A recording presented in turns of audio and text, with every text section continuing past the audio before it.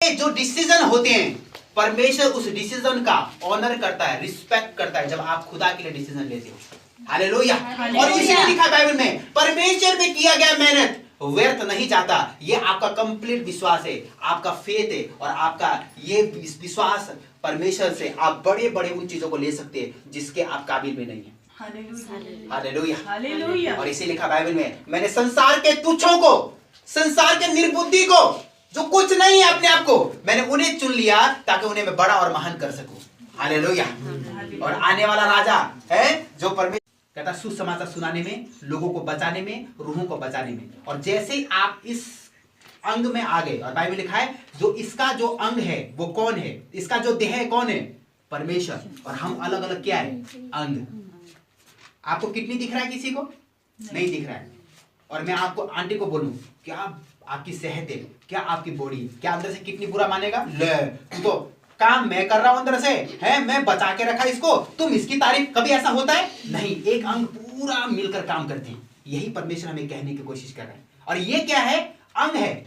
और क्या अच्छी बॉडी है आंटी आपकी, आपने बड़ा ख्याल रखा अपना शरीर, आपका शरीर स्वस्थ है, कोई बीमारी नहीं है। अंदर का अंग भी आनंद मनाता है जिसने देखा नहीं बाहर। वाह क्या तारीफ है। आप समझ रहे बात को? अगर हाथ कहे कि मैं तो काम नहीं करूंगा, ले पैर कहीं भी जाता है, पैर जाता है, कुछ करता है, मैं नहीं करूंगा। कभी देखा आपने कभी ऐसा? कभी नहीं देखा। आंख जो काम कर रहा है आंख करेगा, हाथ जो कर रहा है हाथ करेगा, कान जो कर रहा है कान करेगा। अब मुंह पेट, अगर हाथ ये बोले ले फल फ्रूट तो तू खा रहा है मुंह से, कष्ट हमारे को हो रहा है। कभी देखा आपने ऐसा? नहीं।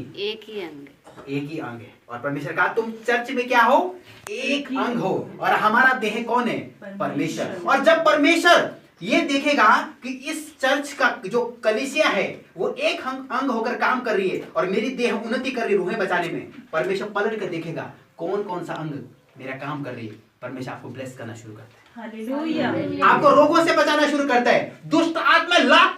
लेकिन परमेश्वर के लिए स्टेप उठाना, परमेश्वर के लिए चाह रखना, भूख और प्यास परमेश्वर की रखना, वो आपको वंशों तक को आपको छुड़ाकर आपको ब्लेस करता है। हालेलुया।